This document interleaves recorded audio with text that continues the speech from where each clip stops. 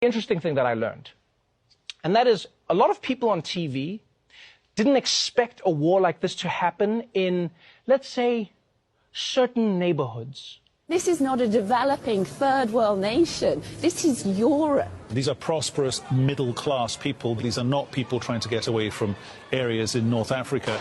They look like any European family that you would live next door to. What could be a difference here from other conflicts, that could seem very far away, in Africa or Middle East or whatever. I mean, these are Europeans that we're seeing being killed. This isn't a place, with all due respect, like Iraq or Afghanistan. This is a relatively civilized, relatively European, I have to choose those words carefully too, city where you wouldn't expect that or hope that it's going to happen.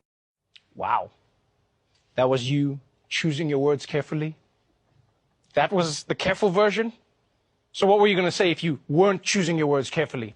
I just hope the next time this happens, it happens back in the Middle East where it belongs.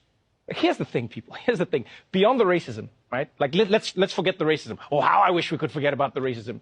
You do realize that until very recently, fighting crazy wars was Europe's thing. That was Europe's entire thing. That's all of European history. They even had something called the 100 Years' War. You understand how long that is? That's like a decade.